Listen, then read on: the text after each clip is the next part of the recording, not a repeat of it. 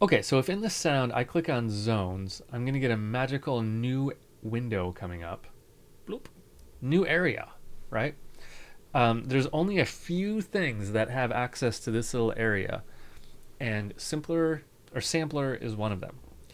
Okay, so what I have here is a single zone. Okay, I have first one. That's the name of the audio file that we're using. And in this sampler, there's only one audio file. Okay, so what this is telling me is that this audio file gets triggered when I play any key. Okay, so that green bar means any key. And I can also say velocity. So quietest note to loudest note, any velocity. And I can say on any selection. Okay, so the selection is just where this teal bar is, and I can control that using kind of anything I want. If I control click or right click on it, I can go edit MIDI map, or you can just press Command M, and I can map this to some parameter. If I have a MIDI controller or a knob or something like that, I can map it to that. I'll show you why you'd want to do that in a minute. But let's go back to key.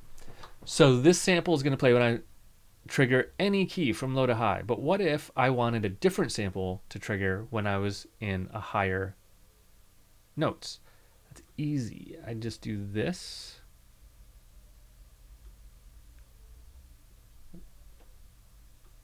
Let me get that back. Okay.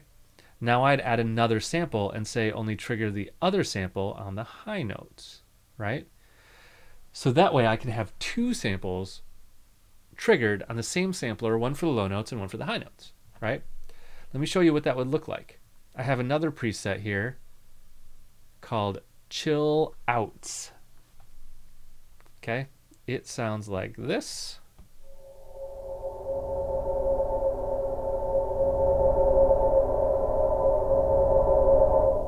Much more complicated sample. So let's look at the zones for this one. Okay, this one has 5 different zones. Okay, so it's going to play this audio file, this high voweler F1, when I play low notes all the way up to, looks like B1. Then it's going to play this audio file when I play anything in the, looks like C2 to B2 range here, and then this audio file when I play anything in this range, this one on this range, and this one on this range. Cool. So it's going to trigger a different audio sample based on what note I play. Now I can look at the velocity and see if they've set up anything for velocity mappings. They have not. So what this means is that all of these samples happen at all velocities, which is cool. That means that it's just not velocity sensitive. That's okay. And the selection probably isn't configured in any special way either.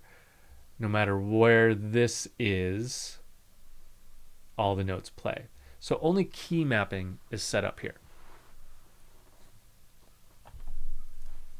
So I could change it so that, let's say when I play C3, we want multiple notes to happen. You can just drag this bigger. I can just do that. Now all of these are going to get 2 notes because this one's going to trigger all the time. Let's go up here.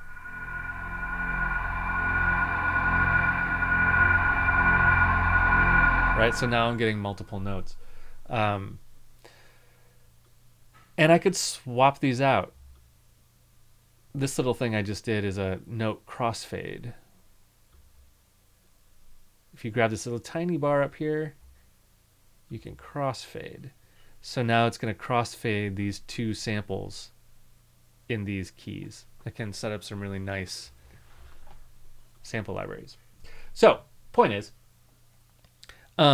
if you have a big sample library, it has a lot of samples in it. That's what makes them big, and that's what makes the kind of more expensive ones.